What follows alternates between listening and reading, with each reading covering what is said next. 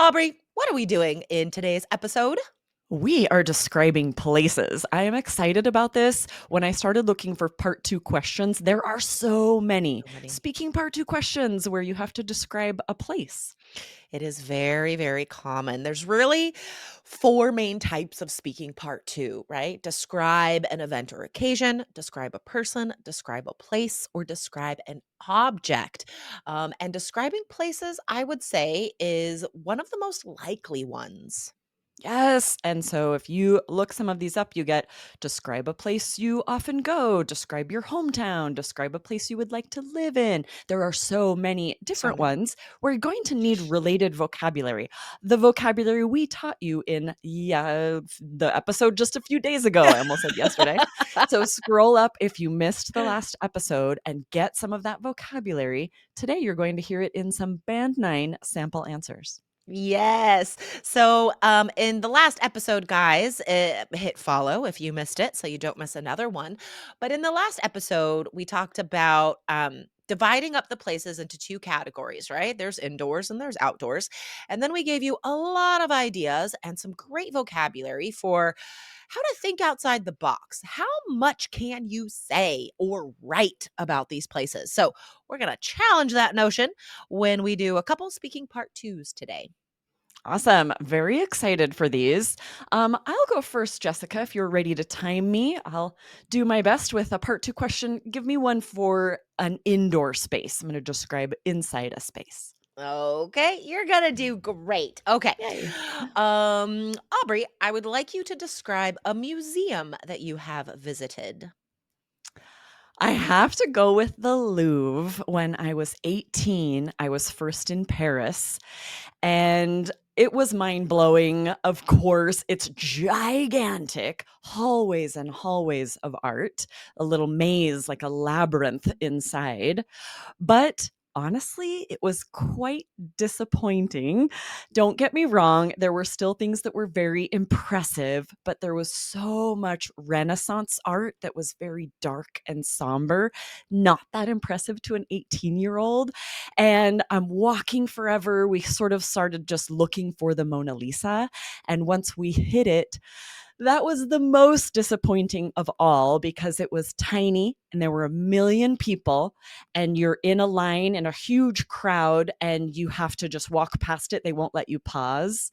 And so you couldn't even stop to appreciate it at all. You just get a drive-by glance of the Mona Lisa. And then that's it. And it's very anticlimactic. So we were trying to make the best of it. There was no internet at the time, and so we couldn't look up like what should we be seeing here, what is impressive. So we started trying to be impressed by the architecture of the space. The ceilings were so high, the columns, giant windows down these really long hallways, and all of that was very impressive.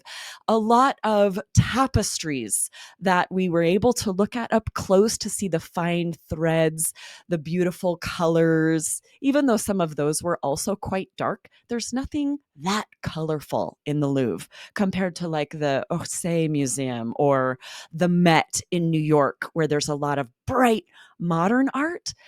Most everything I saw in the Louvre was so somber and kind of depressing. I guess I'm just not the hugest fan Thank of you. Thank Renaissance art. you. Would you go back to this museum? I would not go back to the Louvre. Been there, That done was that. such a great answer. You know what? Like 100%, I could agree with you. I Agree. thought exactly the same when I went to the Funny. Louvre. Like, this is gonna be weird if she's like, "The Louvre was amazing." And I'm like, "Okay, agree to disagree."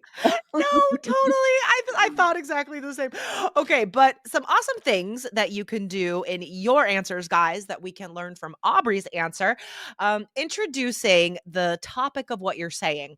I have to go with the Louvre. So I have to go with noun or verb ing. Like, what's your favorite? Or describe an outdoor activity. I have to go with snowboarding, right? So Mm. awesome way you can introduce a part two.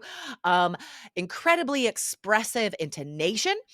Aubrey didn't just say, big. No, she said gigantic, like really just making a meal out of that word. She said maze. You probably know the word maze, guys, but she followed it up with a better synonym, labyrinth. A labyrinth is it's a more intricate maze, right? It's not Yeah, just a you're gonna get maze. lost in a Yeah, labyrinth, and there are probably, like, puzzles and things you right. have to figure out. Yes, like, the Minotaur in the labyrinth in the Greek story. Anyway, side Yeah, note. side Um point, if you haven't seen Labyrinth, the movie with Jennifer Oh! Connelly and David Bowie, I love it so much. It's Oh kinda my weird, gosh. so get ready for weird, but it's old. It's so good. I have seen that I so love many it. times. I I have took too. James to see it in the theater That because is we have, awesome. like, a theater that shows old movies. Anyways, yes, It's so Labyrinth, great. great movie, watch it, talk about it on IELTS. Describing Renaissance art. First of all, knowing the word Renaissance, Mm. um, and describing it as dark and somber, right? Somber is like sad and quiet, right? Right, exactly. Nothing really bright and exciting and happy if it's somber. Totally. So, I could go on. I made a list of a bunch of stuff there, but guys, I recommend practicing this answer. Find the English Mm. vocabulary for the art period, like Renaissance art. Find interesting adjectives to describe it. And as we learned from Aubrey's answer, it's okay to not be a fan, right?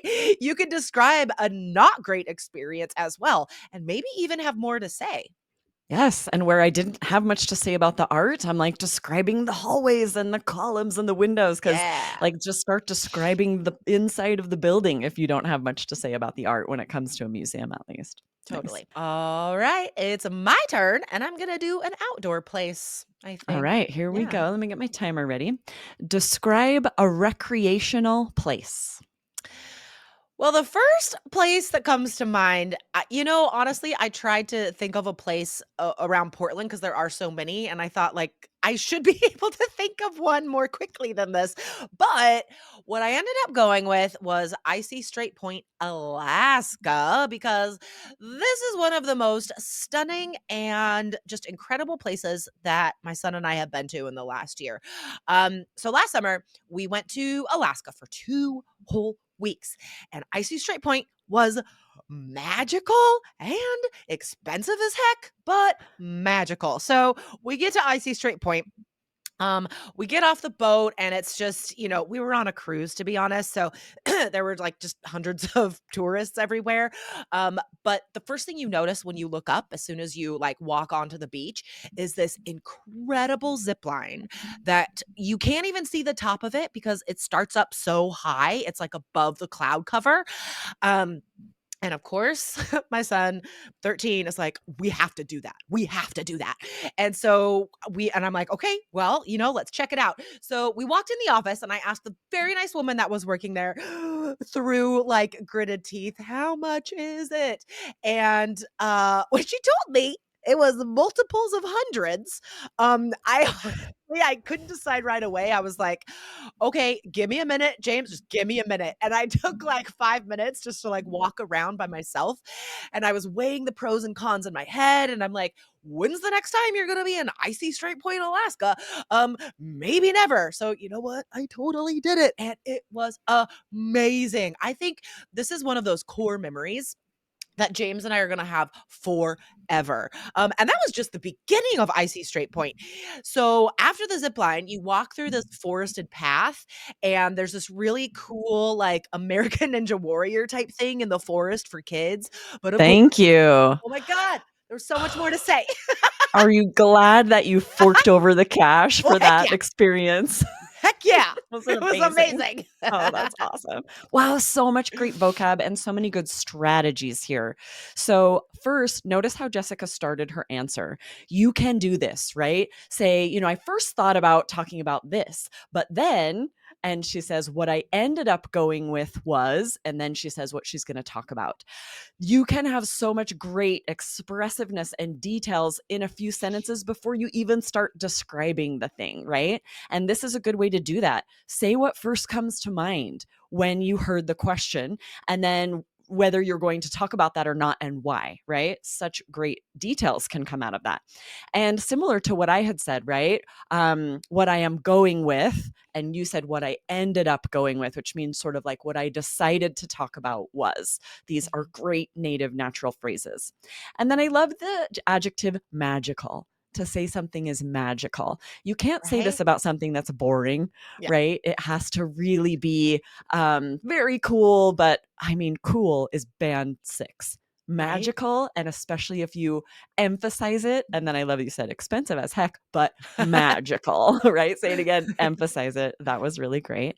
And then the way you organized to say the first thing I know, yeah, the first thing you notice as soon as you step onto the beach and you describe that, and then continuing on, as soon as we write these transition phrases to describe the place you're seeing, what you noticed first, what you noticed next. That was a really good way to organize that answer. Something we haven't noted yet that both of us did automatically was turn these answers into stories. And listeners, if you've been with us for a while, then you know this is the best thing you can do in part two, to fill that 2 minutes in an organized, impressive way. And to have enough to say. So I think today's both of these answers were really good examples of part two stories.